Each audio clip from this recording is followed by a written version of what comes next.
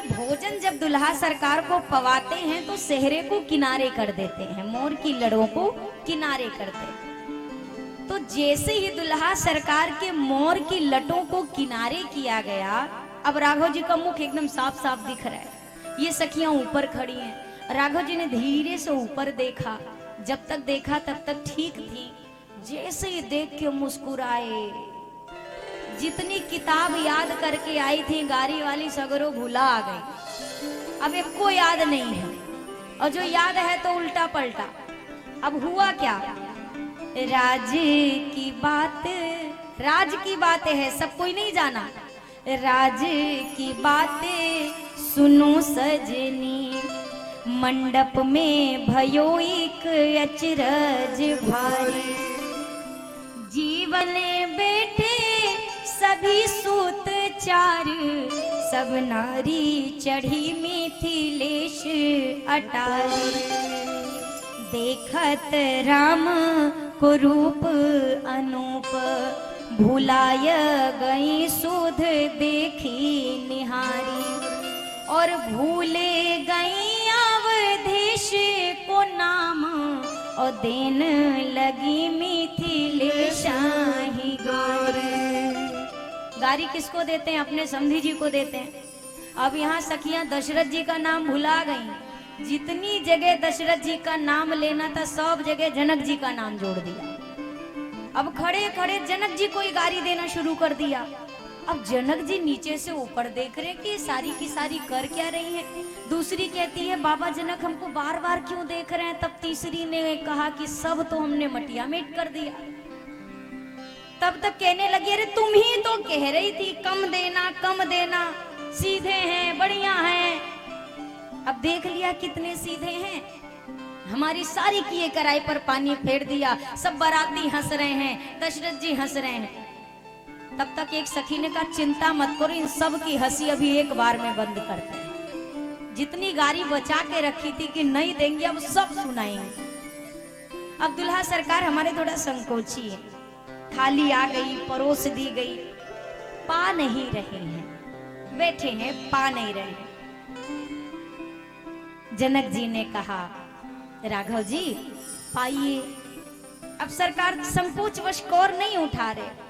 तब तक एक सखी बोल पड़ी, ये ऐसे नहीं खाएंगे, ये भोजन पाने के पहले कुछ और पाएंगे तब खाएंगे। क्या पाएंगे तो खाएंगे? सखी कहती, हो सखी दा बबुआ जी के गारी, ऐसे ना खाई है। पहले इनको कुछ और दो तो इनकी भूख खुलेगी। हो सखी दा दुल्हा जी के गारी, ऐसे ना खाई है। हो सखी दा दुल्हा जी के गारी, ऐसे ना खाई है। सखी दा पहुना जी के गारी, ऐसे ना खाई है। सखी दा पहुना जी के गारी, ऐसे ना खाई है। दुल्हा आए ससुरारी, ऐसे ना खाई है। वो दुल्हा आए ससुरारी, ऐसे ना खाई है। जय हो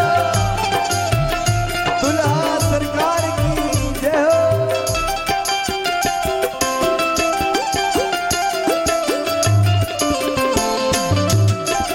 बोली चारों दुल्हा की। जय हो।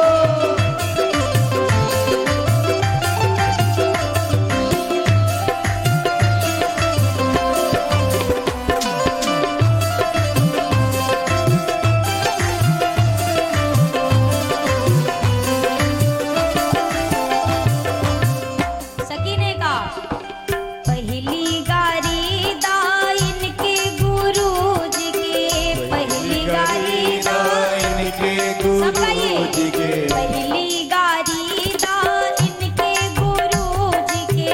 पहली गारी दा इनके गुरु जी के। सखी ने कहा, पहली गारी इनके गुरु जी को सुनाओ। सखी दूसरी दूसरी बोली कि गुरुजी इनके कौन है? यहाँ तो बहुत सारे महात्मा जी बाबा जी हैं, इनके गुरुजी कौन है? सखी ने कहा सुनो मैं बताती हूँ। जिनके पाकल पाकल लंबी दाढ़ी ऐसे ना कही है, वो जिनके पाकल पाकल लंबी दाढ़ी ऐसे ना कही है। पहुना आए ससुरारी ऐसे ना कही है। वो बहुना आए ससुरारी ऐसे ना कही है।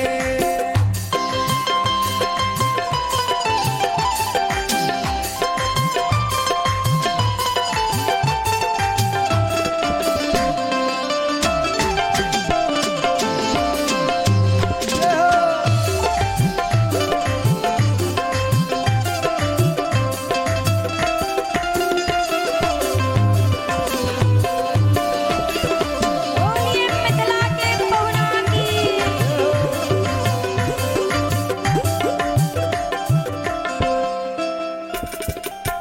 फिर गारी दा इनके पिताजी के, फिर गारी दा इनके पिताजी के, फिर गारी दा इनके पिताजी के।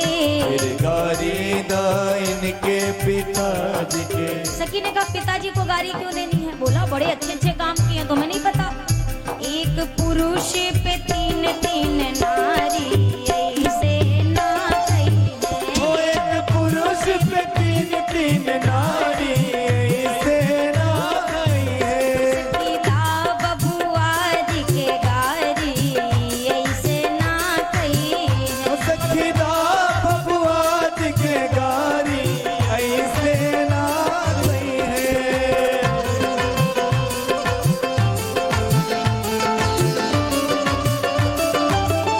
जय हो।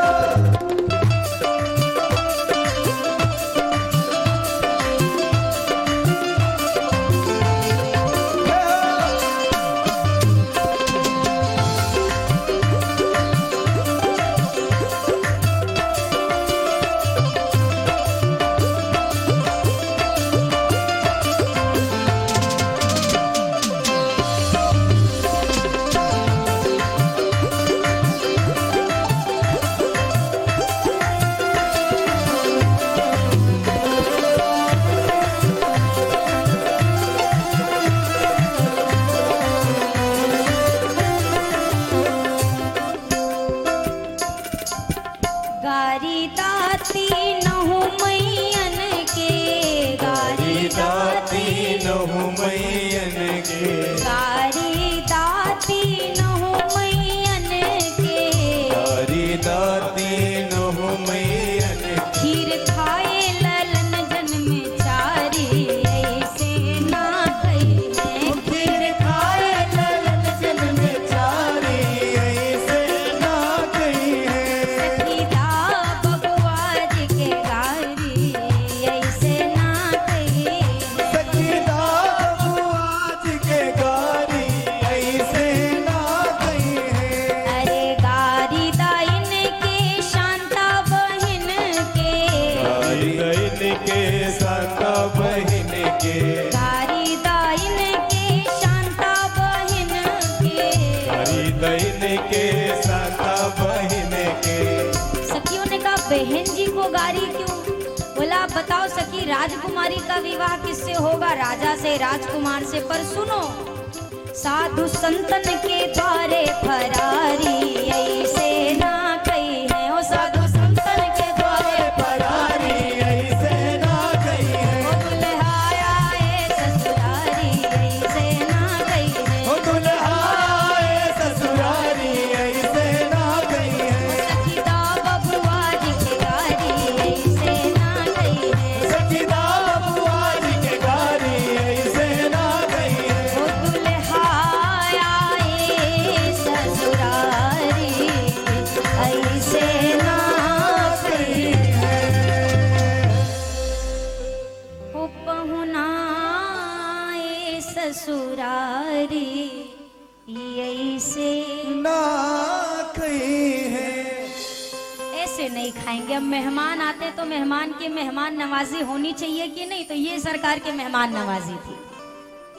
लक्ष्मण जी ने कहा, और एक बात कह दूं, ये जितनी गाली दी है इसमें हमारी कोई गलती नहीं है। आप ये मत सोचना मैं दे रही हूँ, ये मिथिला वाले दे रहे हैं। नहीं आप सोचो कि बताओ दीदी क्या क्या बोल गई मंच से, मेरा कुछ नहीं। ये सारा भाव मिथिला का है, और जो अब बताने जा रही हूँ वो भी मिथिला का ही है। मिथिला में अब राघव जी आए, लक्ष्मण भैया बैठे थे। छोटे सरकार ने कहा, सखियों आपके यहाँ मतलब कुछ सोच विचार के कोई कार्य नहीं होता क्या? सखियों ने, क्यों सरकार ऐसा क्या हो गया? बोले एक तो बताओ, बुलाते हो और आए हुए मेहमान को गाली देते हो, ये कोई नियम है? ये कोई मर्यादा है? घर पे मेहमान है और उसको गाली देते हो? सखियां जोर से हंसी। सखियों ने कहा, मेहमान हमने बुलाया। बोला कब बुलाया? बोला अच्छा तो बुलाया नहीं तो क्या हम बिना बुलाया है? बोला अरे पूछिए तो अपने बड़के भैया से पूछिए कौन सी चिट्ठी पत्री हमने भेजी थी कि सरकार आइए पधारिए। अब राम जी से कहा, सखियों ने बताइए बड़े सरकार, अपने छोटे भैया को गई थी कोई पत्रिका, कोई निमंत्रण पत्र। लखनलाल ने धीरे से, लक्ष्मण भैया ने राम जी के कान में कहा, भैया कौन सा यहाँ गुरुजी सुन रहे हैं, सारी सरहद के बीच की बात है, बोल दो, आया था न्योता। इतना तो चलता है हंसी मजाक विवाह में, बोल दीजिए न्योता आया था। अब राम जी जीवन में असत्य भाषण नहीं करने वाले, अब करे क्या? ना बोले तो भैया रूठे, हाँ बोले तो क्या किया जाए? सखियों ने कहा, सरकार ये आपस में खुजुर पुजुर मत करिए, जल्दी बताइए आपके पास गया था न्योता? अब राम जी ने सखियों की ओर देखकर कहा, नहीं गया था। तब तक लक्ष्मण जी ने कहा, क्या कह रहे हैं भैया, क्या कह रहे हैं? राम जी ने कहा, नहीं गया था, नहीं गया था। अब नहीं गया था और नहीं गया था में कौन फर्क समझे? सखियों ने कहा, साफ साफ बताइए कि नहीं गया था कि गया था? राम जी ने कहा, दोनों बात सत्य है, नहीं गया था हमारे पास, गया था गुरु जी के पास। लक्ष्मण जी ने कहा, है इनका मुकदमा भी कौन लड़े जो अपने लिए गवाही नहीं दे सकते, कौन इनके पक्ष में बोलेगा? तो लक्ष्मण जी ने बात संभाली, बोला अच्छा चलो कोई बात नहीं, न्योता नहीं आया, नहीं आया। ये तुम जो बात बात पे गाली दे रही हो, ये क्या अच्छी बात है? सखियों ने कहा, हमने कब बात बात पे गाली दी? जब राम जी आए थोड़ा जल्दी जल्दी चल रहे थे। अब राम जी ऋषि मुनि के साथ चले, अब उनको का पता कि मड़वा में हौले हौले पैर रखा जाता है, तो जल्दी जल्दी जा रहे थे। एक सखी ने कहा, अरे सरकार कौन सा ताड़िका मारवे के लाने जा रहे हो, थोड़ा धीरे धीरे चलो ना। ओ चलो धीरे धीरे लालन लली के अंगना, धीरे धीरे चलिए। अब राम जी एकदम ही धीरे चलने लगे, एक कदम, फिर आधा एक सेकंड बाद दूसरा। अब दूसरी सखी ने कहा, हे भगवान, अरे पग धीरे कैसे दुल्हा धरत ए सखी, चले ऐसे जैसे कोल्हू के बरद ए सखी। जैसे कोल्हू का बैल बेचारा चल ही ना पावे, वैसे तो ये पांव धर रहे हैं, मुहूर्त निकल जाएगा, ब्याह ना होएगा इस चाल में। अब राम जी से लक्ष्मण जी ने कहा, भैया एक मिनट, हमको थोड़ा दो बातें करनी है इनसे, आप खड़े हो जाओ ना, आप तेज चलोगे ना धीरे चलोगे, आप चलवे नहीं करोगे, अब रुके रहिए। बोले लखन सुनोरी आली, बड़ी यहाँ की रीत निराली, अरे केही विधि चले कि परे ना गाली, जो भी चाल चलो सब ही में, अरे देती दोष बताए, ओ जिनकी माया वश जग नाचे, उनको ये सखियां रही न चाहे। लक्ष्मण जी ने कहा, अब पहले तुम ये बताओ कि चलना कैसे है, स्पीड एक तय करो, तेज चले तो प्रॉब्लम समस्या, जल्दी ना हो तो दिक्कत, चले तो भैया कैसे चले, हर बात बात पे तो गाली देती हो, तेज में भी धीमे में भी। सखियों ने कहा, ओ छोटे सरकार सुनो सुनो। सखियों ने कहा, अवध नहीं ये है ससुरारी, और सुनो यहाँ पग पग पे गारी। ये आपकी अयोध्या नहीं है कि ऐसे आंख दिखाओगे और हम सहम के जाके कोने में आ जाएंगे, ससुराल है। सुनो यहाँ पग पग पे गारी, और शान गुमान धरो ताखे परे, आओ गाल से कार। एक रस्म होती है ना, लोढ़े से गाल सेकते हैं दुल्हा के। सखियों ने कहा छोटके वाले का 3-4 बार ज्यादा से कोई इनका गाल ही फूलता है, पहले इनका अच्छे से गाल सेकाई करो। सखियों ने कहा ये आपकी अयोध्या नहीं ससुराल है, जब मन कहेगा तब गारी देंगी, और अपना शान गुमान ना मिथिला के एक कोने में ताखा बने धर के आ जाइए। यहाँ आपकी शान गुमानी की कोई जरूरत नहीं है। राम जी ने कहा रहन दो भैया, जैसे है चलने दो, काहे को बहस है। जिनसे जीत नहीं सकते उनसे हार जाने में ही लाभ होता है। अब राघव जी से सखियां कहती हैं बताओ, हम इनको गाली दे रही हैं, इनके छोटे भैया कह रहे हैं कि हमने इनको बुलाया और गाली दे रही, हमने कब बुलाया, बुलाया ही नहीं है। लखनलाल ने थोड़ी बात संभालते हुए कहा अच्छा चलो मान लिया, हम आए बिना निमंत्रण के, मान लिया, लेकिन जो काम कोई राजा नहीं कर पाया वो हमारे भैया ने किया, तो उसका तो लिहाज करो। 10,000 नहीं उठा पाए थे धनुष को, मेरे भैया ने वो काम किया, उसके लिए तो कम से कम ये गारी नहीं मिलनी चाहिए। सखियों ने कहा देखो सखी, छोटे सरकार की दूसरी गलतफहमी, इनको लगता है इनके भैया ने धनुष तोड़ा है। लखनलाल ने कहा वाह, इनने नहीं तोड़ा तो किसने तोड़ा? बोला अपने भैया से एक बात पूछिए, एक काम बताइए, इतनी बड़ी मिथिला नगरी और इतने सारे राजा महाराजा, कोई एक गवाह लाके खड़ा कर दो जो ये कह सके कि हाँ हमने धनुष टूटते देखा है। अब देखा तो किसी ने नहीं था, लेत चढ़ावत खेचत गाढ़े, काहू न लखा देख सब ठाड़े। देखा तो किसी ने नहीं था, अब गवाही लाए तो लाए कहां से, क्योंकि ऐसा प्रकाश था सब आंखें मल रहे थे, देखा किसी ने नहीं। अब लक्ष्मण जी यहाँ पे भी फेल, फिर भी कहने लगे अच्छा चलो मान लो नहीं देखा किसी ने, तो क्या इसका मतलब धनुष भैया ने नहीं तोड़ा, इनने नहीं तोड़ा तो किसने तोड़ा? सखियों ने कहा अपने भैया से एक बात पूछिए कि जब धनुष के सामने पहुंचे थे, खड़े हुए थे, तो उसके बाद सबसे पहले किसको देखा था? अब राम जी से पूछा भैया किसको देखा था? बोला किशोरी जी को। सियहि बिलो की तकेउ धनु कैसे। राम जी ने पहले किशोरी जी को देखा, फिर धनुष को देखा। सखियों ने कहा आपको मालूम है इन्होंने हमारी किशोरी जी को क्यों देखा? बोला क्यों? बोला आपके भैया भी घबरा गए थे कि हे भगवान, जो काम 10,000 नहीं कर पाए हमको भेज दिया है करने को। हे किशोरी जी, अब आप कृपा करके मुझे बल दो ताकि मैं ये धनुष तोड़ सकूं। तो हमारी ललीजू ने वहां से प्रेरणा की, आपके भैया को बल दिया, शक्ति दी, तब जाके आपके भैया उठा पाए। तो सारा श्रेय किसको? हमारी किशोरी जी को। आपके भैया ने क्या किया है? लक्ष्मण जी ने कहा अच्छा, अगर हमारे भैया ने नहीं तोड़ा, नहीं उठाया, तो फिर मैया ने माला क्यों डाली? अब ये बताओ, क्यों माला, विजय माला पहनाई? बोला वो केवल शब्दों का फेर है, आप जिसको जय माला कहते हो हम उसको हार कहते हैं। और एक बात बताइए, आपके भैया ने सर उठा के माला पहनी थी कि झुका के?